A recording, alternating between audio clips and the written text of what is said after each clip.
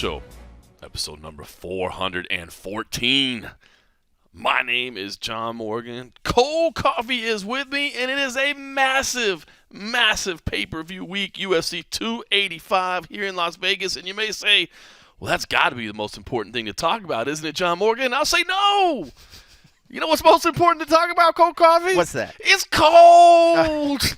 It's so cold in Las Vegas, bro. I have been here since 2008. I know you came just a little bit after that, maybe 2010? 2011. 2011? Yep.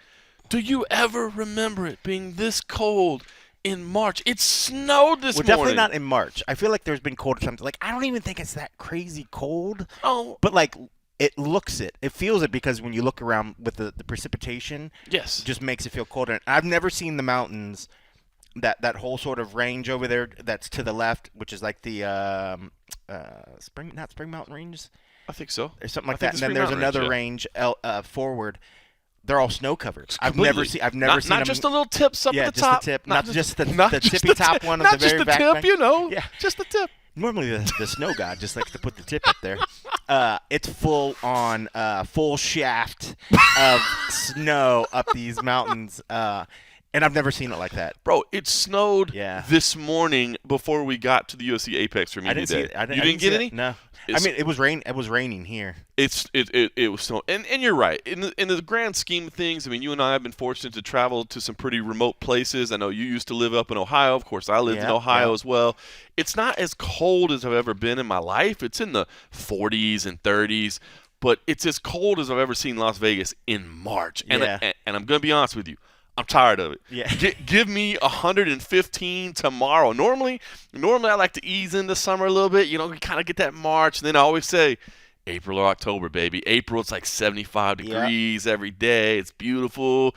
Go outside. That's a great time to play golf. Give me 115 tomorrow. Yeah, well, we might have it.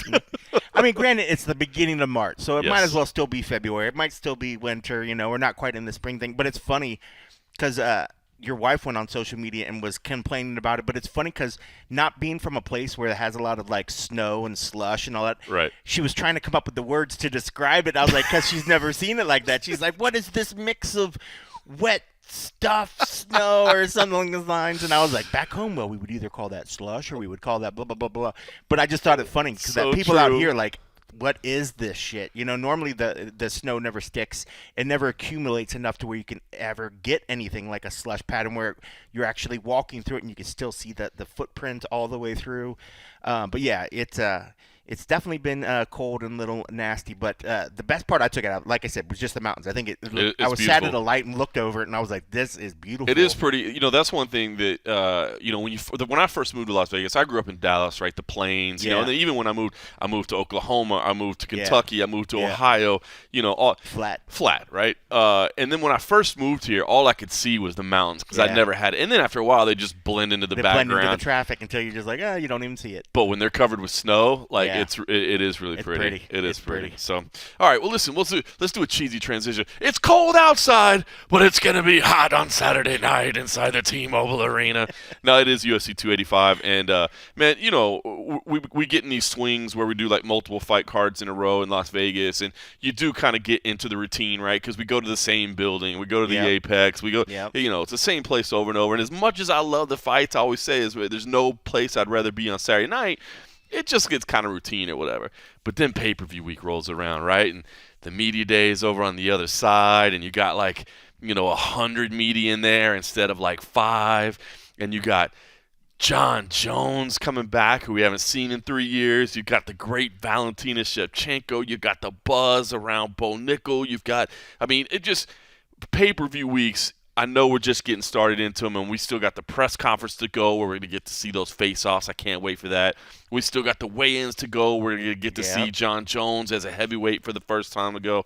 And then we got, you know, the fights as well, of course. But I got to say, man, I'm feeling pretty good after today's media day. I thought that was a fun one. Yeah, it was good just seeing all the people. But, yeah, I mean, Jon didn't miss a beat when it comes to just, like, being able to sit down and answer questions and just command the media. Oh. I mean, it's not that I missed his voice, but he always just had such a smooth sort of like talking voice that once he got it, I was like, man, where's this thing been? You know, I can't believe it's been, you know, 3 years or whatever.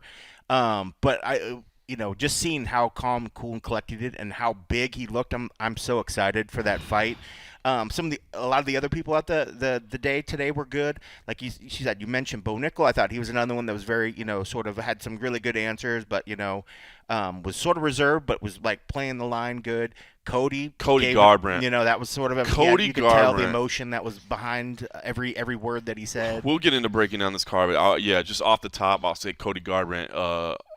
Honest, heart-wrenching. Word. If you didn't catch these things live, definitely check this out. It was like the difference of like having a guy that the world was your oyster and everything was going your way, and just being able to just like, bro, I could walk through this wall with my confidence, and this was a guy that you could tell that had shit happen to him. He was broken down, and he rebuilt himself back up mentally to a good spot to be ready to fight, and that's what you saw. You saw somebody that was just all the pretension, all the airs about him were gone, and it was just a guy that was honestly speaking his mind, and it was nice. It was refreshing. I've always liked Cody, especially having the Ohio connection. I've always been one to pull from him, but also just seeing a guy up there that just you could tell that life had hit him hard recently, and just to see him like pulling himself back up, it was cool. It was very, very cool, and it was great to see just the emotion in his face. And it wasn't like we've seen guys up there recently, actually breaking down and stuff. This was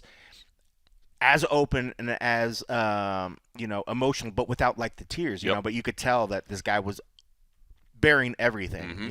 It was really nice to see. It's funny because I know you've always had that Ohio connection, so you've always pulled for him, right? But he's kind of admitted it. Like, I think there's been times along the years where he's been a little bit standoffish with the media, or a little bit just like, I don't even want to be here right now. Sometimes like the prodding of his management as well. True. I guarantee some of that was him, but I guarantee there were some points where Ali was like, guys, I don't appreciate what some people are doing. He's like, just don't talk to people. Just don't talk, And then some of these guys were just like, okay, cool. I mean, they take everything he says, So, yeah, I think there was definitely errors where he was like, well, fine. But at some points, I think sometimes some of these guys were just taking direction to kind of be a little bit short. So, but that's also me not wanting to put the blame on him like that as well. Half the time, it's not Cody's fault.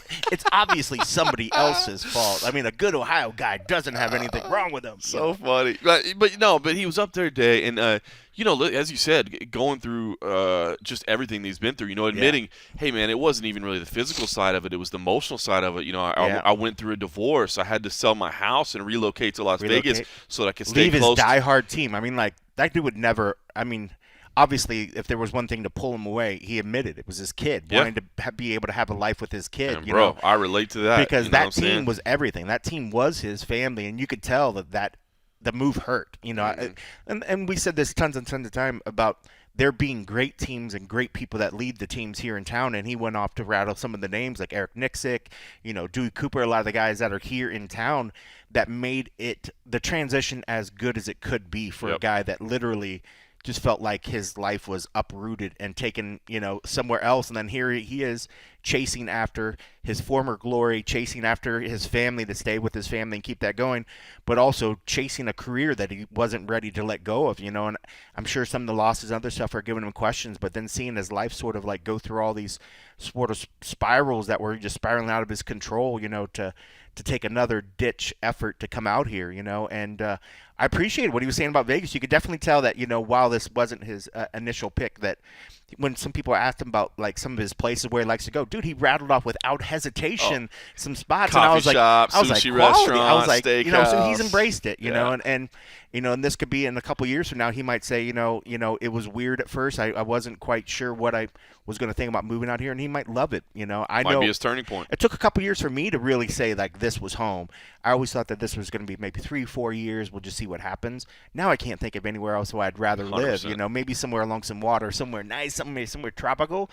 But besides that, I mean, like the ease and the access of things here, and now, like what I was saying about the teams, he has access to great quality teams. I mean, never take away the relationship that he had with Alpha Male. Those guys were like brothers to him, and I think they'll always be brothers. But those were also like the perfect size fighters for him. Right. He's going to get those same sort of fighters at Extreme, but I think he's going to get even more so. Well, and what else might be unique too is because I was talking to Ode Osborne, and he was talking about how much Dewey Cooper has meant in his life. Yeah. And he was talking about working alongside Cody and how good Cody is working.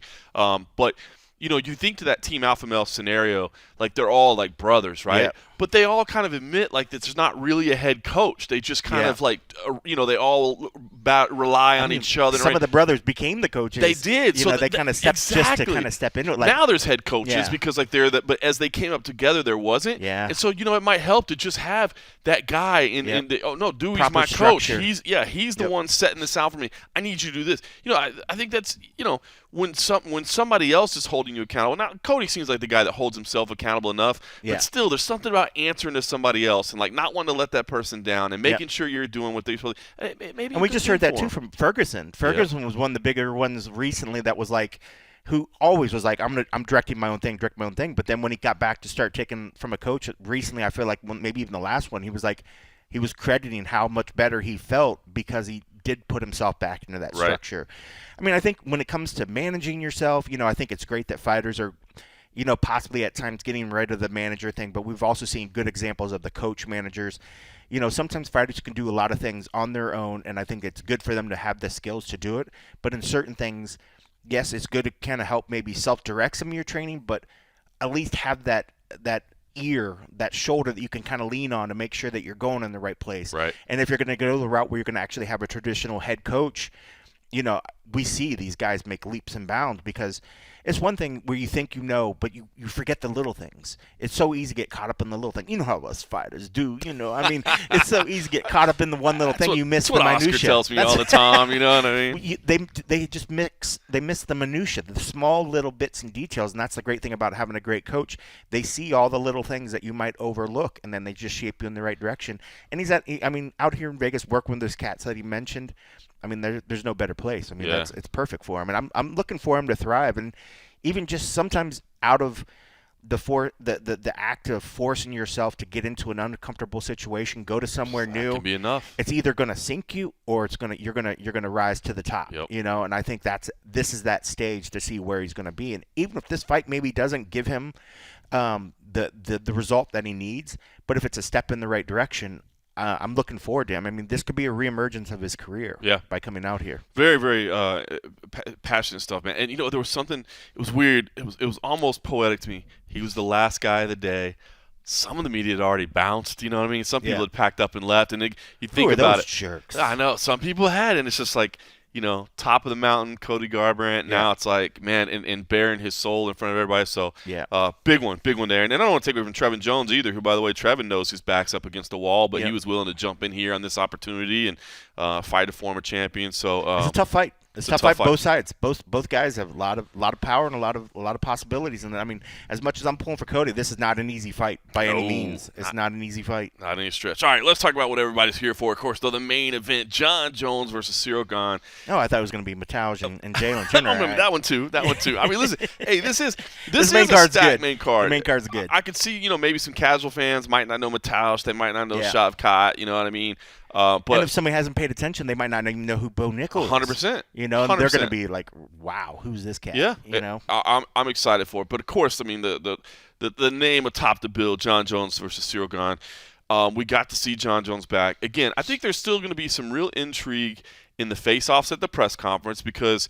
We're just going to see the size difference. But, of course, they might be wearing suits. They might be wearing all that. I think the weigh-ins on Friday is where we're really going to get an opportunity to see what Jon Jones looks like. I mean, we've seen a little bit in the countdown episodes and that sort of thing. But I'm anxious to see what he looks like as a heavyweight. But I will say, and you talked about the ease at which he came in today.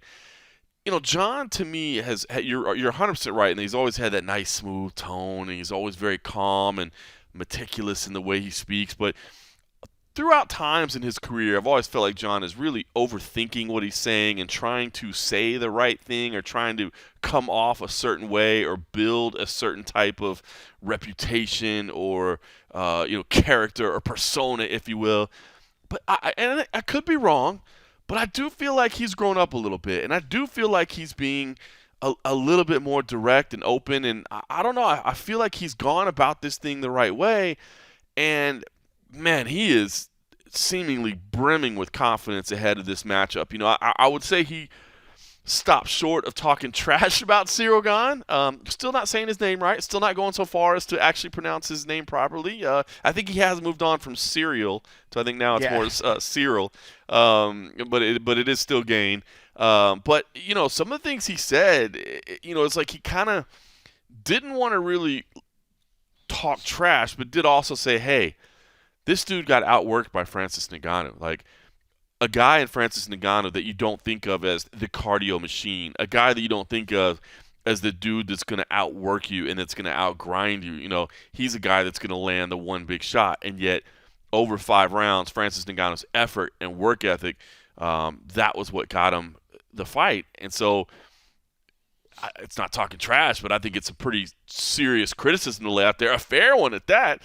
Meanwhile, Cyril Gahn, I think, certainly not blown away by the moment by any stretch of the imagination, certainly not nervous ahead of this, it doesn't seem, certainly not as kind of overwhelmed as I think he was the first time fighting for the title. And he kind of admitted that, that, man, all the cameras, all the added attention of the first heavyweight title fight, it was some pretty serious stuff. This time, I'm way more comfortable with it. I think mentally, I'm a lot more confident and comfortable this time around. And also, Cyril would not minimize who he thought Jon Jones was going to be. It's like, hey, no, I'm expecting vintage Jon Jones. I'm expecting that badass Jon Jones, but I'm expecting him, to also be as strong as a heavyweight is. So I don't know. I'm when he was given numbers of his strength and like stuff he was lifting and stuff, and even just looking at him up there, you could even tell the difference. I mean, Cyril is a ginormous dude, but seeing Cyril sitting down obviously looked like a big dude.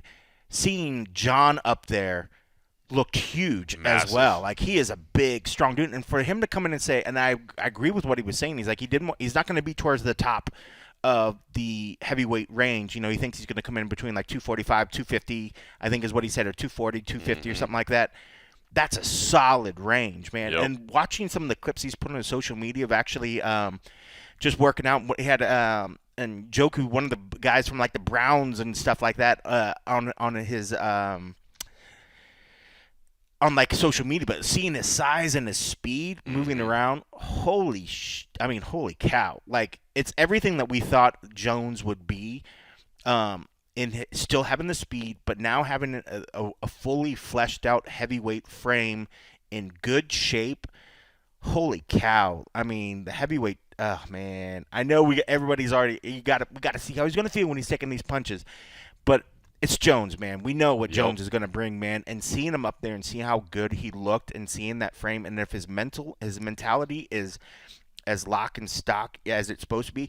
He did sort of definitely sidestep the question of what happened out here at the Hall of Fame. Didn't want to bring it up. I thought there was a possibility that he could have addressed it, because he still kind of went on immediately after that and was talking about, thinking God and his mentality and, finding religion or more with his faith or something a little bit along those lines. I was like, man, this was the perfect opportunity. He could have said something. Then I would know that his mind was fully kicked in, but maybe it was just a matter of like, he was just like, hey, that was that long ago. I don't want to even bring it up. I'm just going to stay focused on this. But, man, he sounded sharp. He looked sharp.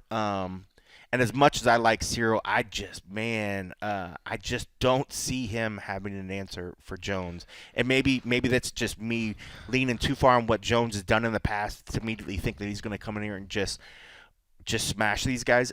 Jones at a light heavyweight was dominant, and I think a lot of the guys, the light heavyweights that he were fighting, were decently matched in size-wise. Jon going up to the heavyweight, fighting guys that don't have the same physicality, the same endurance and stuff that he's bringing, and then now to hear some of the numbers of the strength, I just really feel, man, if his cardio is as good as he makes it sound, I just don't see guys putting up a good fight for him. Look, I feel the same way. Except for maybe one. Well, Francis Ngannou with the big knockout power? With the one-hitter quitter. The equalizer. That will equalize everything else. But, I mean, when it comes down to technique, I mean, I think Ngannou's technique and his takedown defense has grown leaps and bounds. Yes. Jon has great takedown skills. I mean, like, he does quick with, like, sweeps and just weird crazy awkward things. He can get that guys down. As much as I think Ngannou's improved, I still think Jones is going to have the advantage getting him down to the ground. But it's the power. That power's obviously an equalizer. I agree. I agree. But I'm with you in this matchup, and it's funny because I've been having some conversations with people over the last couple of weeks online or in online chats and stuff, and there's a lot of people that are just adamant that Cyril's the guy. That Jon is. Cyril's got great power, but we've seen Cyril lose to guys that I just wonder. It just makes me wonder if because now I'm kind of wondering about the biases myself about well, dude, we've been watching the entire Jon Jones career. We've been seeing the entire domination. Yeah. But it has been 3 years, and this has been a new division. Yeah. But I still think the wrestling advantage is going to be huge. It's going to be huge. It's huge. I mean, you can't. That stuff doesn't go away. I mean, that dominance and that availability. Bo Nickel can work on nothing but striking for the next 3.5 years, and his wrestling's still going to be leaps and bounds across other people. If you have a great skill, that's going to work for you, and it's going to be dominant. And Jon has a really dominant set of skills, but it's that length, the way he uses his legs in some of these trips and sweeps like they're hands, right? And I think that's the difference, that a lot of big heavyweights aren't going to have that ability. I think they get so top heavy where they either want to try to lock the arms down, they're going to try to pull you in, and if you're trying to grab Jon's shoulder and you're trying to pull him in close to try to stop him from striking you, next thing you know, he's going to tip you off balance and he's going to sweep your leg and he's going to get you down on the ground. Right. He's just really, really tricky and quick with that, and then to have the ability, and part of that's from the wrestling, just having such a great understanding of balance. That's why the yoga people are judo people are just so fantastic, because they could literally be off balance but still contort their body and make you off balance and then pull you off, even though you initiated the whole thing in the first place. Jon's has a way of doing that sort of thing. So, man, I want this to be a competitive fight, because I want to see Jon actually take the punches of a heavyweight that has good power. Cyril's super, super tough. I mean, he's got good cardio, but most heavyweights, it's not like boom, boom, boom, throw. They hold that power, so they usually maintain it all the way through unless they're taking a lot of damage. So unless Jon's really peppering him, that power is going to always be there. I think Jon, for the most part, even though he's still a heavyweight, we're still going to see the same thing. He's going to work on the legs. He's always got those little kicks that are always trying to take the balance out and take the power away. He's going to work on Cyril's legs. He's going to try to take that power away. And if he can get it to where Cyril can't move and then Jon's just able to have his way, I mean, it could be a bad night. And that's what I'm envisioning is going to happen. Jon's going to they're going to be both very respectful. He's going to maintain the distance. And then he's just going to work on the legs. He's going to work on that lead leg. And then if Cyril can't stand on his leg and he doesn't have the power to throw, then Jon has nothing to worry about, because half that power is going to be gone because he can't lean on his legs. Well, and it's funny, too, because I think if you're Cyril Gane, you probably want to chop the skinny legs of Jon Jones, right? But we've seen people try that. But that allows Jon to reach down and grab your leg and get into the takedowns. Now, if you're Cyril and you make sure that you never throw a naked leg kick, you make sure that set up everything has to come with a combination ahead of it, But we see, I just have rarely seen people pull that off. It's like for whatever reason they just forget and they end up throwing a naked leg kick, and he only needs one. He only needs one. He's going to grab you and get in on a single leg, get in on a once trip. He gets you down, he's really, really tough to get off your back. He's tough to get him up. I mean, it's one thing. He does damage from the top. I mean, it's one thing to be like a Derek Lewis, which when he can push somebody up, it's just pure power when he's actually just pushing you off. Jon has a way of just locking you down. I mean, but Cyril's tough. I mean, Cyril might have the strength to push him off, but Jon's just got those legs and he just wraps around you, and it's just tough to get him off, So, man, I don't know. Maybe we are biased, but we've seen time and time again guys at the super, super top level, they step away for X amount of time, and then they come back and they're still able to perform at a high level. This is a guy that's been able to sit back, watch the game change, and mentally focus on it, but then train, get his body to a point where he feels absolutely 100%, and he's strong as he's ever been, and he's been doing nothing but technique and training and strength training for the past 3 years. Dude, I would hate to be the very first person that goes in there. I mean, but maybe that's the best thing, because it's the first person that's actually going to feel it. Maybe he's not getting into his pure form, but I think at this point, he's been working on getting this proper form of what the version that we're going to see on Saturday. He's been working on that for years now. So what's going to show up on Saturday? I'm expecting just a monster of a man that has every skill set and quickness of a light heavyweight, but in a heavyweight frame.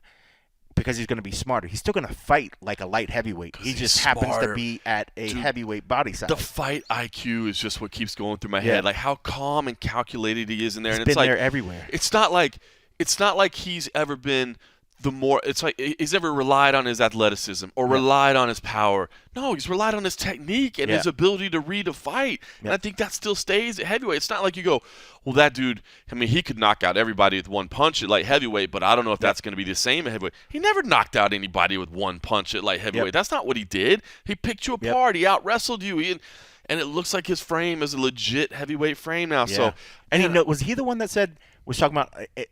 And maybe it was him talking about somebody, but he just knows how to win. When he's pushed up against the wall, when he's in the corner, when he's down and out, like when we saw against Gustafsson and stuff like that, he wins. He finds a way to win. And I can't remember if that was him that was talking about it or if it was somebody else talking about it, but I remember that came up today and somebody was saying that particular phrase, and that's Jones. He's got a lot of IQ, but he finds a way to win. Yep. So even when you push him up against the wall and say if he starts getting hurt, Gon's going to have to, if he does land a big overhand or big something that shocks him, he's going to have to go quick before Jon is able to get his head cleared, because he's going to find a way to get out. He's going to think his way out of it. He's going to immediately try to clinch up and do something, but you have to go quick. Because his brain is, that's, if anything else, we've heard fighters say this over and over and over, the physicality is one part, but it might not even be the biggest part of what it is out there fighting. It's the mental side of thing. It's usually the mental side, the one that can push them in training to get to the point where they have the discipline to even get to this level, to stick with it, to get to this high level technique. But it's that mental side that's able to just carry them through, where most of us would just be cowering in a corner, like being able to deal with like the fear and the whole anxiety of being in a fight like this.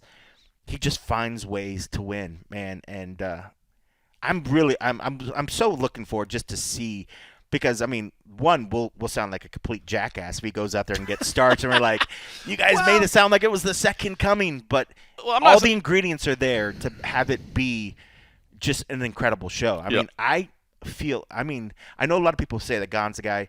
Dude, on the flip side of it, and I feel like I don't want to be just putting Jon too high. I think Jon has the potential to go out there and make Ciro look worse than we'd ever seen before. I think he can too. Jon said, I plan on going out there and making it look easy. Yeah. You know what I mean? Like, and he has the potential to do it. I think, yeah, but it's funny because you say that. Like, we both sit here on the same side of the fence, and I think we both feel confident in our pick. However, I do want to make it clear.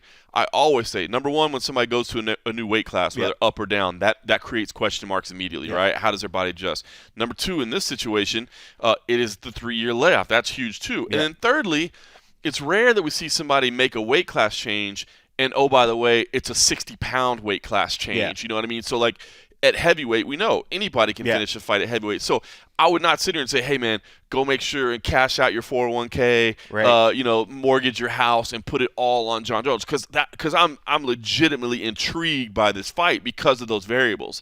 But when I look at it, as you said, the recipe's there. I just feel like Jon Jones is the right play. I just wonder how much would he usually weigh in light heavy? He had to be going in there 210, 215. Oh, easy, 220. 220. Yeah. So figured if he's going in there and he thinks he's going to be 245 on fight night, it's not he's that only big of a added difference. 20, 25 pounds. It's not that big muscle. of a difference, and you just don't have to have a weight cut. And you don't have to have that hard weight cut. Dude, I'm telling you.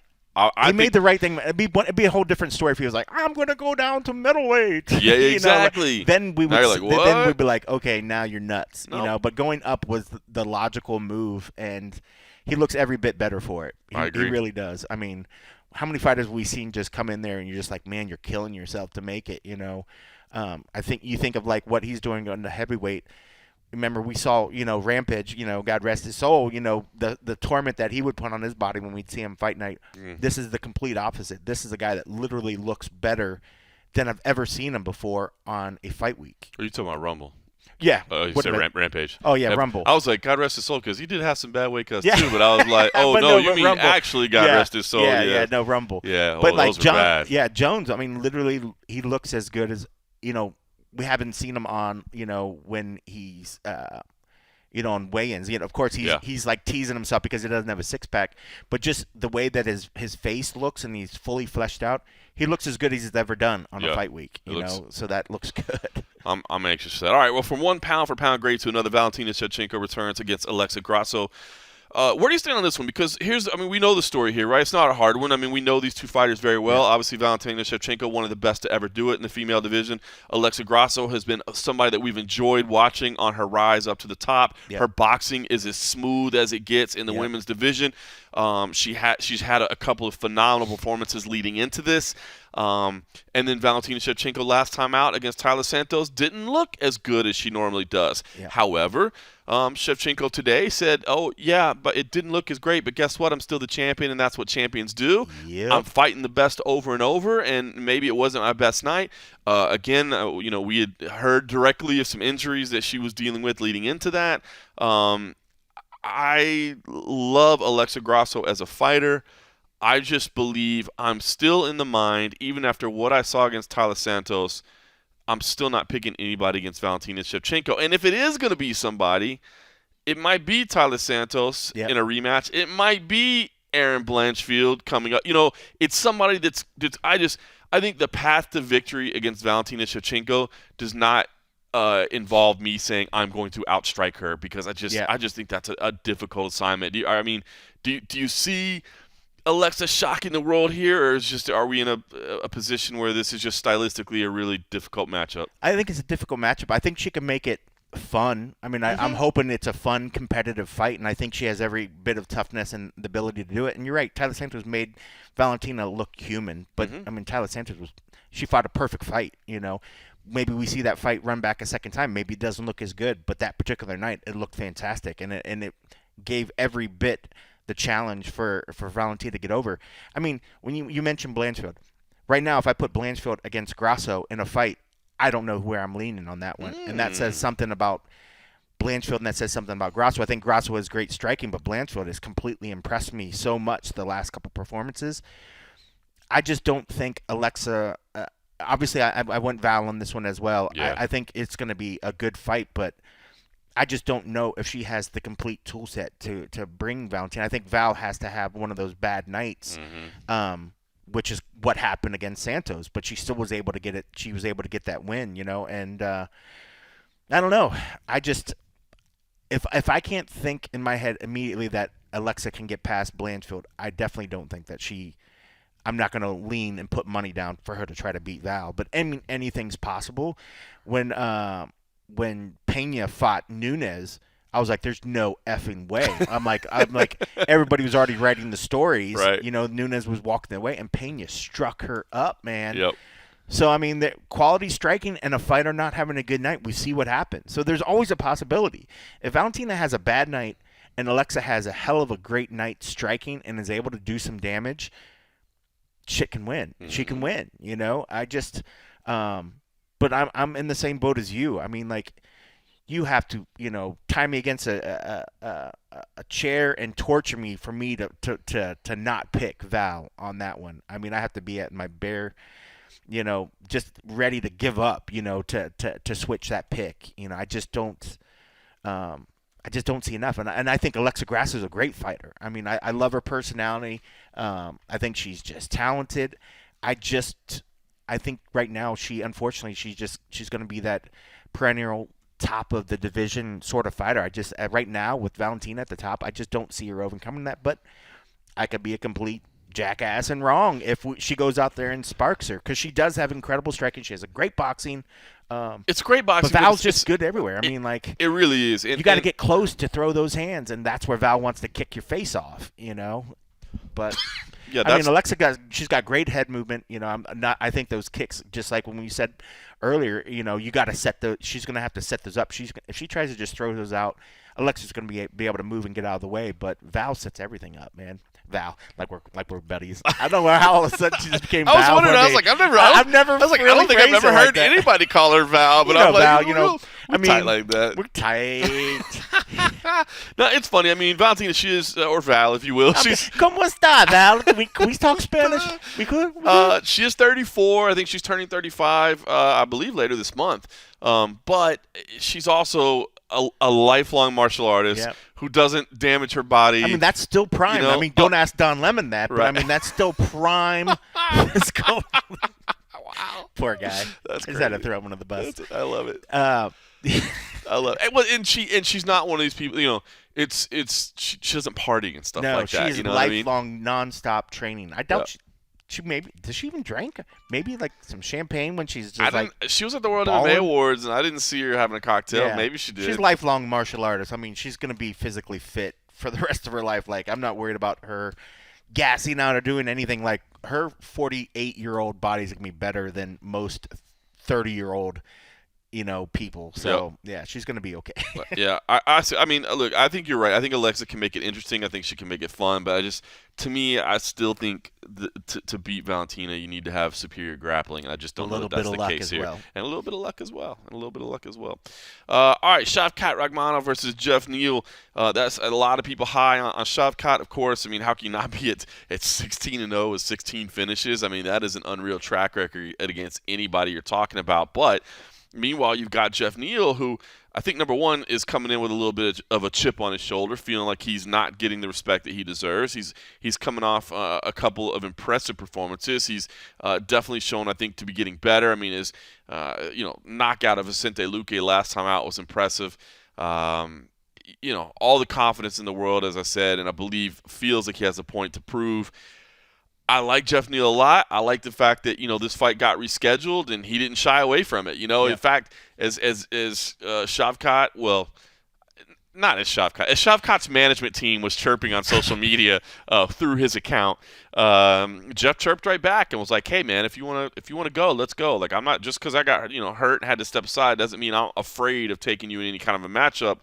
I like the confidence. He certainly has the ability to end fights with power. But I do think Shavkat does look like the real deal. It looks all the part of future title contender. So, I guess ultimately, did you lean Shavkat here as well? I did, and I think Jeff Neal's a great fighter. Shavkat's just his power can equalize a lot of things. I mean, if Shavkat doesn't think that he's got power and leaves his chin out there, Jeff can hurt him. But man, Shavkat's a big dude, and I mean he's got great ground skills. I mean, he's strong and he's a good striker on his own right. I did lean that way, but man, there's been times in the past where I've written off Jeff before a fight, and he proves me wrong. Right. And this could be one of those fights. I mean, he can only win in this fight. I mean, a lot of people are expecting him already to lose. So if he goes out and has a decent performance, people are going to be like, "Oh, man, that was great. You did better than we thought. We thought you were going to lose to this undefeated killer, But if he goes out there and shocks the world, then people are going to be like, "Wow," And he has the potential to do it. He's got power.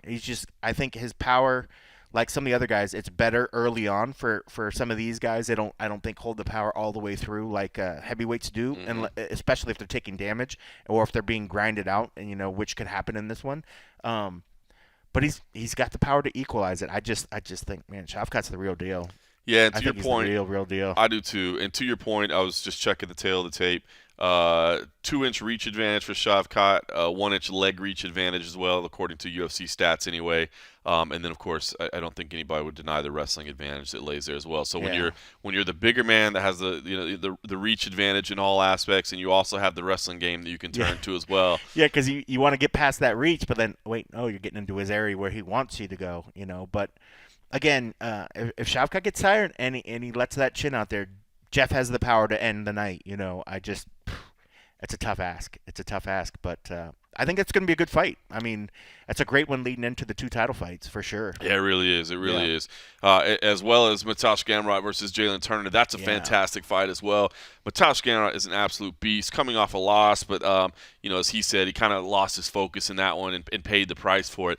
But he is an incredibly talented individual. Meanwhile, Jalen Turner, man, this dude just keeps getting better and better and better. And you want to talk about size advantages. You want to talk about reach advantages. According to the official stats here, a 6.5 reach advantage on the feet for Jalen, a 7-inch leg reach advantage for Jalen, which is just insane. That's crazy. But of course, Mateusz has the ability to neutralize all that with the fact that he can get in on takedowns, and I think he's certainly not going to want to try to set up and have a kickboxing match with Jalen Turner. Yeah.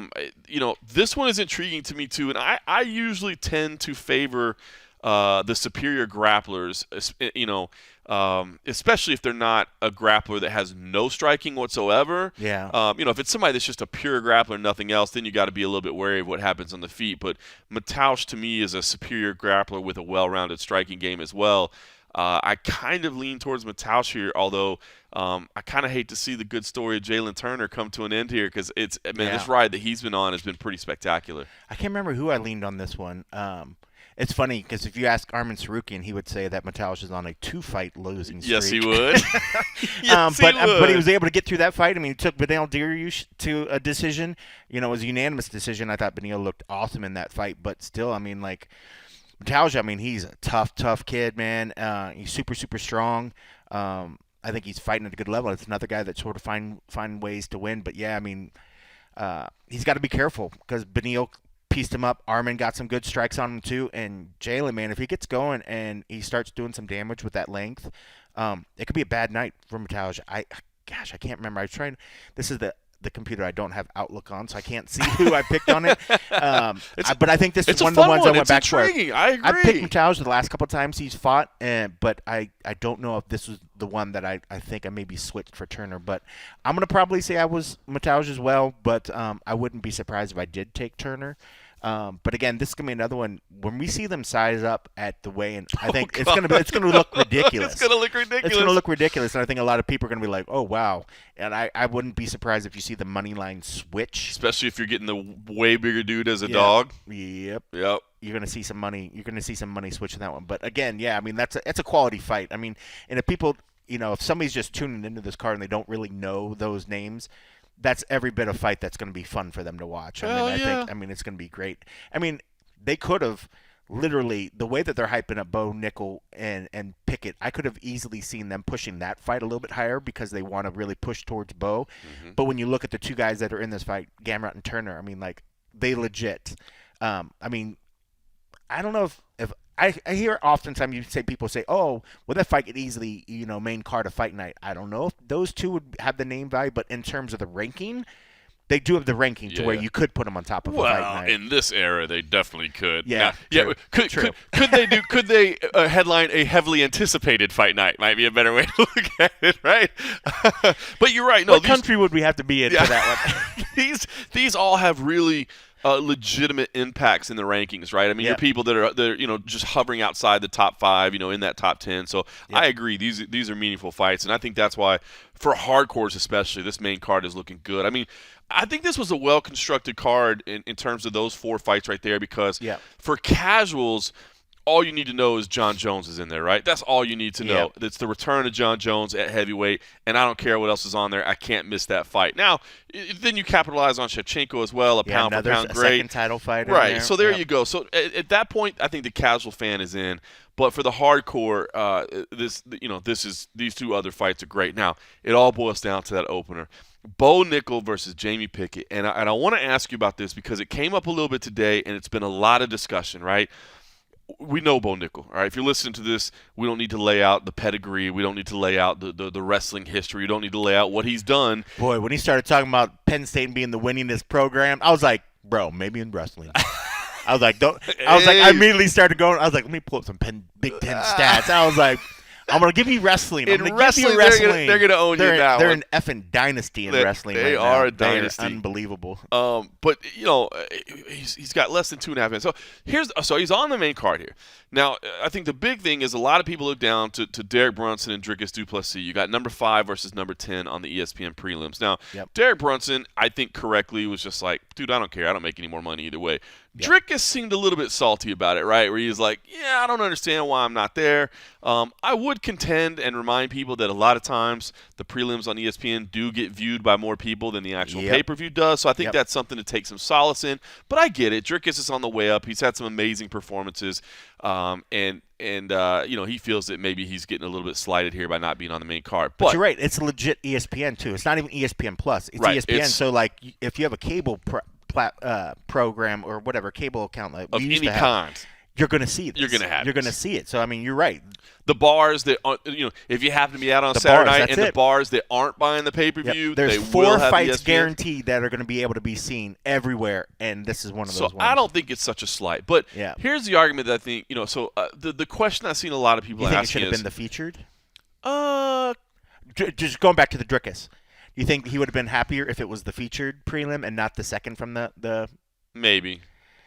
But I think stylistically, yeah, I think Garbrandt and Trevin Jones. And you're former looking, champ, even though Drickus was, and another. Right, but Garbrandt's a star. Garbrandt's still a star at this point, and you just know Garbrandt and Jones are going to go in there and throw down. Like I know Jones is like, I think Cody's going to wrestle. I'm like, is he? No, somebody's going to go to sleep. Somebody's going to sleep. You're looking for that big finish. All right, so here's my question though: is the and I'll just go ahead and preface it by saying what I had to say because look, the question is, does Bo Nickel deserve to be on the pay-per-view? And here's the thing I think you got to realize is, does he deserve to be? I guess if you're saying by his accomplishments, absolutely not. Yeah. No business whatsoever. Within MMA. Within MMA. Absolutely no business whatsoever. But think about this. What do you think ESPN wanted? Yeah. Do you think ESPN wanted Bo Nickel, this dude that everybody either believes is the next coming and they might as well anoint him champion now, or believes is an overhyped, product, a hype train that isn't going to accomplish anything, and that is, the next, Sage Northcutt and Paige Van Zandt getting way too much attention before they deserve it. I'm not saying I didn't mean to say that they never became anything. I'm saying that that got that push that maybe people didn't say that they felt they deserved, right? The reason that Bo Nickel is on the main card is because people want to put that behind a paywall to see that if you care enough about seeing if Bo Nickel's the real deal or not, you're going to have to put your money down. And by the way, you'll also get Jon Jones, you'll get Valentina Shevchenko, you'll get these other matchups. Yep. So I guess if the question is, does he deserve to be there? Now, again, you point out correctly, according to his UFC accomplishments or MMA accomplishments only, he only has 2.5 minutes of MMA experience. Yeah. So no. Which says something right there as well. He absolutely does not, right? Yeah. I mean, did CM Punk deserve to be on a UFC pay-per-view? Right. Of course he didn't. Right. But did it make all the sense in the world for him to be on a pay-per-view? 100%. Of course it did. And I think we're in the same situation with Bo Nickel here. Obviously, Bo Nickel is, coming from an entirely different background than CM Punk. But that's the thing is, even ESPN, there's no way that ESPN was going to the UFC and going, hey, about this card lineup here, bro. Yeah. I mean, who's this Nickel guy and why is he on our pay-per-view? They're going, hey, business partner, let's make sure if anybody wants to see this Bo Nickel thing, they got to pay $75 to do it. Well, remember when we saw him at even the Contender Series, he had a documentary crew following him around. Like, they already realized that there is something with this kid. And as many people, that very first Contender fight, so he went out there and just starched dude in matter of moments. Right. If somebody was still I'm just not quite sure about this guy, he hasn't really been tested, and you bring up the 2.5 minutes, if you haven't seen enough of what the potential of this guy is at 2.5 minutes, and then look at the accolades of what this guy did, 3-time national champion, 3-time Big Ten conference champion, the guy he is an Olympic-level wrestler that didn't go to the Olympics, but he has every bit of the respect of the Olympic wrestlers and the guy that do that, but he also has hands. He's got good striking, but we just haven't really even seen it. But the guy, he says everything. 135-5 in college. 135-5 in college, including 2 straight undefeated seasons to close out. It's so ridiculous. When people were doubting, when people looked at Cejudo and were like, oh, okay, yes, we get it. He was an Olympic wrestler. We get it. He's proud to say that he was an Olympic wrestler. But what's it going to look like when he gets in there? And he went in there and beat the pound for pound at the time. The guy there was like, nobody's going to beat on Johnson. He's going to do this other stuff. There's something about these wrestlers that get to this certain level that you just see something and you know it. And Bo has every bit that. I mean, and when you hear him up there talking, he's already got, and I think a lot of this is credit to his time at Penn State, because I guarantee Penn State put him through the media gamut. Media training. Non-stop, talking. He says everything right up there. He repeats the question back. I mean, he's picture perfect in what you want an athlete. If you say, I'm going to put you up in front of media, are you going to be okay? Yeah. He's going to be okay. By the way, I mean, what about the first time he has to fight in front of 17,000 people? I mean, isn't he going to get nervous? Oh, no, that's right. No, I was at Madison Square Garden, sold out as a teenager. You know what I mean? I guarantee Penn State is a huge program. I guarantee their arena holds more than 18. It's probably 20-some thousand. Absolutely. And it gets packed. And the guy's used to it. He's done it. Yeah, it's unbelievable. And I've seen people and I get it, man. I think sometimes people just, when people are identified solidified as the next big thing. A lot of people just want to hate on him just because. They want to hate on it, yeah. And I've heard a lot of people say, yeah, look, he only went to MMA because he failed out in the Olympic trials. He failed out in the Olympic trials to the dude that went and won the gold medal. That's ridiculous. So, I mean, if you were allowed to send more than one person to the Olympics, he may have gotten a silver medal. Yeah. You know what I mean? But that's not the way it works. And so that's why when you realize, well, I'm going to move on. And plus, he was just a big MMA fan. He's like, you know what? I'm going to go try that. So it's funny because there's been so many high-level wrestlers that people have identified, like, man, if they only made that move, man, they would be something. This is one of the guys that did that, and he made the switch. You know, like we always talk about, like Jordan Burroughs and some of the other cats.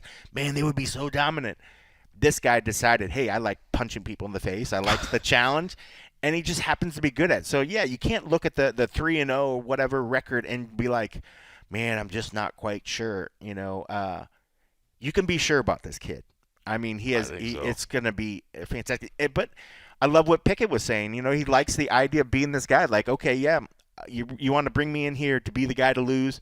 I'll be the guy to test him. You know, and he fully embraces it. And it's not an easy test by any means. Pickett's got the right mindset if he can maintain that mindset. And I know it might be tough. Once you start getting grinded out there and you can't do anything. And I don't even mean that. I just mean, like, all the way, and definitely that. But I mean all the way to, like, fight night. Like, you got to tune out all the noise. Like, you can't listen to anything. I know Donovan Beard, you know, obviously I knew Donovan Beard from CFFC.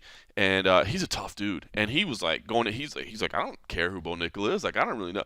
But he allowed himself to start listening to the hype as he got there. And he's like, he admitted, like, at the moment afterwards, he was like, damn, like, right when it came time to turn it on, it kind of got to me, like, oh my God, I'm here. Yeah. But luckily, at least Pickett has been here before. It's not like, you know what I mean? So it's not that added debut or, you know, fear or whatever. So it's still going to be a tough test. But I'll be honest, man.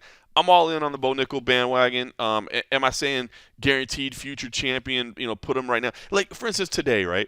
Bo Nickel says, man, I like to visualize things. You know, somebody asked him about Hamzat, right? And he's like, hey, man, I think it'd be amazing. Me and Hamzat, Raider Stadium, you know, sold out. Could be one of the biggest fights in the sport. And, you know, I'm sure people are going to pick out that headline and be like, this jackass hasn't even fought in the UFC yet. Like, what's he talking about? But, dude, you got to respect somebody. He's like, dude, when I went to college, I said, I'm going to be an undefeated 4-time national champion. And you know what he did? He was a 3-time national champion and went 135-5. So he didn't quite reach there, but he got pretty damn close. So I think sometimes when people had their sights set so high, it's like that old saying, right? Like, if your dreams don't scare you, they're not high enough or whatever, you know. I agree with that. Like, it's you need to shoot for the stars, whatever. Like, I want to be that great. And I know there's going to be people that hear him say that and hate on him for it. I'm not that guy, man. Yeah. I like the idea of the matchup. I was a little surprised when he was like, oh, put it in a stadium or whatever. I was like, well, maybe down back because you'd have to have the proper I think he means down the road. I think he means let them both win some fights. Let them work their way. Because you have to have a nice little supporting cast to carry that sort of thing. Like right now, you're like, wow, that fight sounds absolutely fantastic. I'm like, would I pay money for it? No, it's not a stadium fight now. But I think that's what he's saying is, like, let's not burn that matchup right away. Yeah. You know what I mean? Like, I agree with that. Why don't you let us win a couple fights where all of a sudden they're like they've been chirping each other. Now, not the boxing model where you wait like 5 years to get there. You know what I mean? But like, let us win a couple fights, and it becomes inevitable. These are the two trains on the track that must collide. Yeah. At least a year. Give it a good solid year. At least three or four fights. At least. Yeah, because you start winning and he wins 3 or 4 fights in dominating fashion, people are going to be chirping for him to get something big. You need to get like both these dudes in the top 5. Maybe one of them's a champion. Maybe you know, I mean, one of them would probably have to be a champion, and then that would be the contender that just made sense. So because you figure, you know, if he has dominant wins, I mean, granted, at 2 wins or so, maybe it takes 3 wins to break into the top 10, and then maybe another couple to get that contender fight and something like that. So maybe it would take about 5 fights, but. He has the skill. I mean, he has the gift of gab, and he's got people behind him. We've seen people behind guys moving mountains for these fighters. You come in with a force of people behind you. Dana and the matchmakers will make shit happen. And then if you can actually make it work, it's impressive. It's impressive. But yeah, man, it's gonna be a good main card. I think the whole card's actually pretty decent. I know we say it a lot of times. Everybody likes to shit on some stuff, but I mean, look at Ian Gary down there. Finishing off as the featured Fight Press prelims. Like, that's a good fight. Bro, there's not a single fight on here where I'm looking at it going, Yeah, I mean, the first fight starting is not bad. I mean, like, but it's like it's pretty good all the way about. I mean, like, second fight's good. What do you think? Well, I know we're starting to get near past that hour, but that Jessica Penne and Ricci. So listen. If I had to pick a fight where I was like probably the least like, well, it's that. See, fight. Here's the thing: is this is a very, very tough fight for Jessica Penne. Tough. But remember, I worked alongside of her. I know that's why I was like, I know this is gonna be rough for you because you want to pull for it. But if I didn't have a dog in the race, you know what I mean? I'd be like, yeah, that's one. That looks like I think I could. But Jessica's a great grappler. She's a great grappler. She's in good shape. She's healed up. Yeah. And I'm biased as hell because I worked with her at CFFC. So I'm hoping she can pull off the upset there. She's a sizable underdog. She needs it. I mean, I think. I don't know. I mean, I know she before that last loss, she had a bunch of canceled bouts, but she had 2 wins over Karolina Kowalkiewicz, which is huge. Lupita, not as big as the KK win, but man, with the injuries and other stuff, I don't know. I hate trying to like send people off. If she doesn't have a really good showing in this, I have a feeling this might be the last time we see her in the UFC. It's possible, and I hate to hear that as well. I mean, I think she's already kind of looking at what comes beyond the fighting career as well. I mean, obviously, she's still in phenomenal shape at 40 years old, but I mean, how long do you continue to fight at 40 years old? And as you said, she's had some setbacks. I think for a fight that you're trying to pull an upset against a Tabitha Ricci, I think she at least has the right style to do it. Like if Jessica was a vaunted striker, and with no grappling game, I might say, "Ooh, this is tough." Yeah. But she does. So it's a hard one. But I just know that I will be cheering for her. You should. On the inside, of course, not outwardly. I will maintain my professional demeanor as a journalist, but I will certainly quietly clapping on the inside. Come on. I will be cheering for her opponent as well on the inside, there you so that go. everybody just has a great night, walks away safely, and can go back home to their family. But no, I'm looking forward to it. UFC 285. I guess. I know we're wrapping up. I did want to say a quick shout out to Darren Till. There will be no Darren Till bad talk around these parts. Obviously, no longer with the UFC. It sounds like it was of at least his own choice, which I'll be honest with you, maybe. Which I don't think is a bad decision. To be honest with you, step outside a little bit. Whether it's because you need to be out of the USADA program for a little while to handle some business, or whether it's because you just want to go take some lower level fights because you want to get that confidence back and work on some things all the way around. Look, Darren Till's a star that makes a lot of money. He was never going to get any easy matchups in that division. I know he wants to get that confidence back, and like I said, maybe he's dealing with some lingering injuries that some time away from USADA might assist him with. But I will say, I think I speak for all of us, the entire staff of the MMA Roadshow.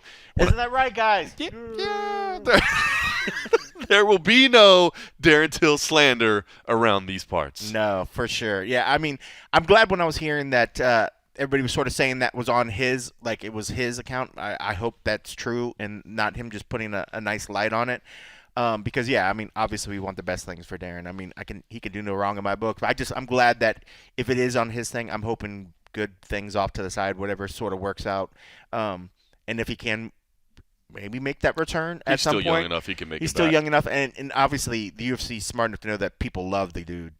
People love that kid. So, I mean, but that's tough, man. Doing some, I hate to see him just go and throw his face in a bunch of random fights, elsewhere just to get, small paychecks or something. Gotta be smart. I want him to be smart, and maybe, see what other little things are out there and stuff. But he's a good kid, man. So, but yeah, it still hurt. It still hurt seeing that.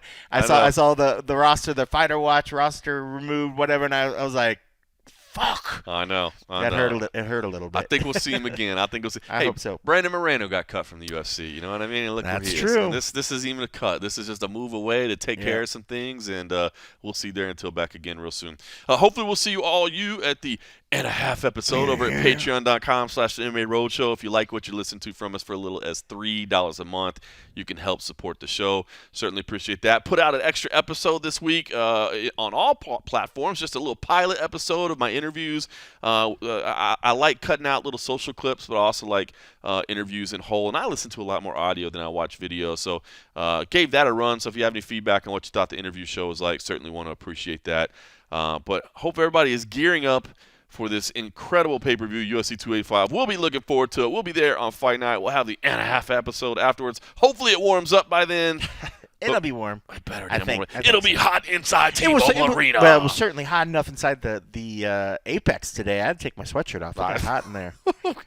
First world problems. All right, I'm off to my kids' soccer practice. I think they're overcompensating because it was so cold outside. I was like, why is it so hot in here? Bro, the heater needed to be on. It is freezing outside. Snow is falling in Las Vegas on March 1st. What is wrong with you, weather? Fix everything.